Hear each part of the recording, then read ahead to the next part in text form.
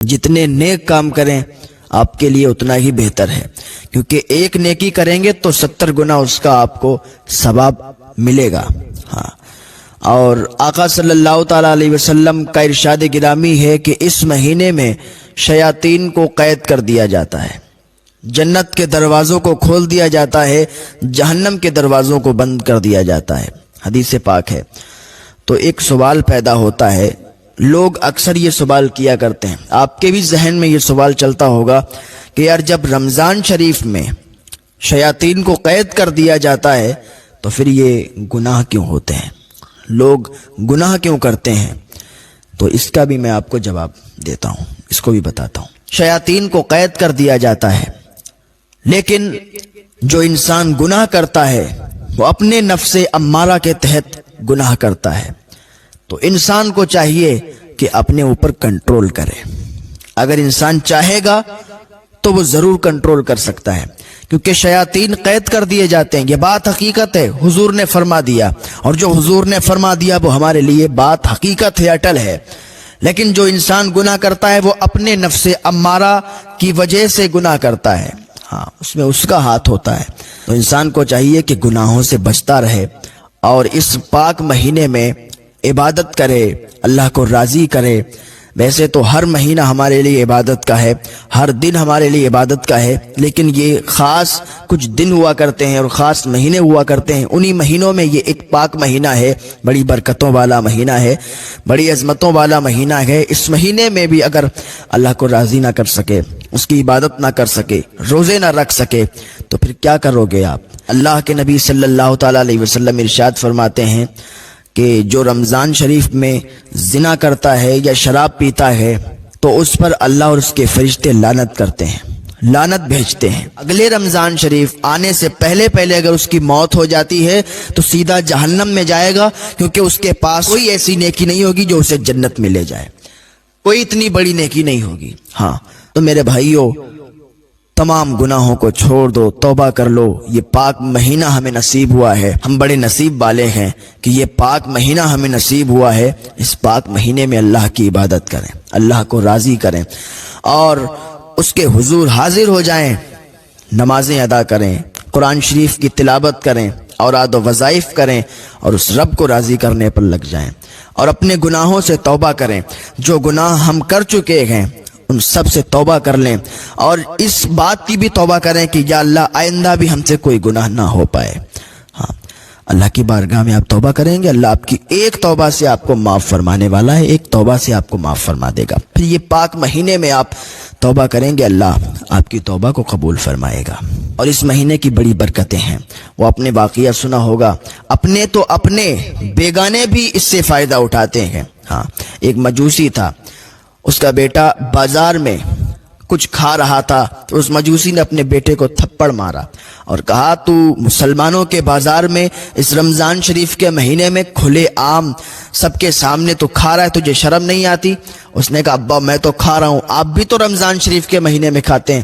اس نے کہا بیٹا میں رمضان شریف کے مہینے میں کھاتا ہوں، مجوسی ضرور ہوں لیکن لوگوں کے سامنے نہیں کھاتا ہوں، میں کسی کو دکھا کے نہیں کھاتا ہوں، میں گھر کے اندر چپ کے کھا لیتا ہوں۔ رمضان شریف کا ادب و احترام میرے اندر بہت ہے، میں رمضان شریف کا بہت زیادہ ادب و احترام کرتا ہوں۔ جب اس کا وصال ہوا نا، اس کی موت ہوئی، تو کسی نے خواب میں دیکھا وہ جنت کے محلوں میں ٹہل رہا تھا۔ ہاں جنت کے محلوں میں ٹہل رہا تھا۔ اس نے پوچھا میاں تمہارے ساتھ یہ کیسا سلوک ہوا کہ تمہیں جنت کیسے نصیب ہو گئی؟ اس نے کہا جب میں مرا نا، اللہ رب العزت نے مجھے کلمے کی توفیق عطا فرما دی، ایمان سے سرفراز کر دیا، اور آج اسی نیکی کے جو میں نے اپنے بیٹے کو مارا تھا، جو رمضان شریف کے مہینے میں وہ کھا رہا تھا، وہ نیکی جو میں نے کی تھی، اسی نیکی کے صدقے سے اللہ رب العزت نے مجھے جنت میں اعلیٰ مقام عطا فرما دیا ہے۔ ہاں اللہ رب العزت کو کس بندے کی کیا ادا پسند آ جائے وہ میرا رب جانتا ہے، وہ بڑا جاننے والا ہے، وہ سب جانتا ہے کہ کون کیسا ہے، کس کے دل میں کیا ہے، دلوں کے حال کو جاننے والا ہے۔ اور اللہ جب چاہے جسے چاہے توبہ کی توفیق دے دے، اور جسے چاہے وہ جنت میں بھیج دے، اور جسے چاہے جہنم میں بھیج دے۔ اور رمضان شریف کی جہاں فضیلت ہے، رمضان شریف میں ایک نیکی کرنے کا جہاں 70 گنا ثواب ہے، وہیں اس کا پلٹ بھی ہے۔ اگر کوئی رمضان شریف میں گناہ کرتا ہے کو عذاب بھی ویسے ہی دیا جاتا ہے، عذاب بھی ویسے ہی ملتا ہے۔ ہاں، مولا کائنات حضرت علی رضی اللہ تعالیٰ عنہ ایک مرتبہ کوفہ کے قبرستان میں گئے قبروں کی زیارت کرنے کے لیے۔ آپ نے ایک قبر دیکھا جو تازی قبر تھی، آپ نے دیکھا، اللہ رب العزت کی بارگاہ میں ہاتھ اٹھا دیا، مولا اس قبر کے حالات مجھے جاننے ہیں، یا اللہ میرے اور اس قبر کے مردے کے درمیان جو پردے ہیں اس کو ہٹا دے، میں حالات جاننا چاہتا ہوں کہ اس قبر کے مردے پر اس ٹائم کیا ہو رہا ہے۔ اللہ رب العزت نے مولا کائنات حضرت علی رضی اللہ تعالیٰ عنہ کی یہ دعا قبول کی، اور آپ کے اور اس مردے کے درمیان جو بھی حجابات تھے، جو بھی پردے تھے، ان کو ہٹا دیا گیا۔ اللہ رب العزت نے ان پردوں کو ہٹا دیا۔ پھر حضرت علی نے اس مردے پر کیا عذاب ہو رہا تھا سب دیکھا۔ وہ مردہ کہہ رہا تھا کہ اے علی، میں آگ میں ڈوب رہا ہوں، میں جلایا جا رہا ہوں، مجھ پر آگ برسائی جا رہی ہے۔ حضرت علی نے جب یہ دیکھا تو اللہ رب العزت کی بارگاہ میں ہاتھ اٹھا دیے، مولا اس کی بخشش عطا فرما دے۔ اللہ رب العزت نے ارشاد فرمایا، علی تم اس کی بخشش کے لیے دعا نہ کرو، تم اس کی بخشش کے لیے نہ کہو، کیونکہ یہ رمضان شریف میں گناہ کرتا تھا، رمضان شریف کے روزے بھی رکھتا تھا اور رمضان شریف میں گناہ بھی کرتا تھا۔ ہاں، دن میں روزہ رکھتا تھا اور رات میں یہ گناہ کیا کرتا تھا۔ آج بھی ہمارے کچھ بھائی ایسے ہوتے ہیں، دن میں روزے سے ہوتے ہیں اور جب روزہ افطار کر لیتے پھر ہلڑ بازیاں کرتے گھومتے ہیں۔ ہاں، ہوٹلوں پہ چلے جاتے ہیں یا کہیں چلے جاتے ہیں، ہلڑ بازیاں کرتے گھومتے ہیں۔ یہ غلط بات ہے۔ دن میں روزہ رکھو اور رات کو شیطانوں والی حرکتیں آپ کرو، رات کو گناہ کرو، تو یہ بہت غلط بات ہے۔ اللہ رب العزت ایسے لوگوں کو معاف نہیں فرماتا ہے۔ یہ مہینہ بڑا پاکیزہ ہے، بڑا ادب کا مہینہ ہے، اس میں جتنا بھی اس مہینے کا آپ ادب کرو اتنا ہی کم ہے۔ ہاں، اس مہینے میں بس آپ اوراد و وظائف کرو، عبادت کرو، اللہ کو راضی کرو، اور زیادہ کچھ آپ کو ادھر ادھر ہلڑ بازی کرنے کی ضرورت نہیں ہے۔ ہاں، زیادہ کود پھاند کرنے کی ضرورت نہیں ہے۔ اس مہینے کا ادب کرو، اور رمضان شریف کا مہینہ چل رہا ہے، ایسا کہا کرو، یہ مت کہا کرو کہ رمضان چل رہا ہے، کیونکہ رمضان اللہ رب العزت کے ناموں میں سے ایک نام ہے۔ یہ مت کہا کرو کہ رمضان چل رہا ہے، کہ رمضان آیا یا رمضان چلا گیا، بلکہ یہ کہا کرو کہ رمضان شریف کا مہینہ چل رہا ہے، یا رمضان شریف کا مہینہ آنے والا ہے، یا رمضان شریف کا مہینہ جانے والا ہے۔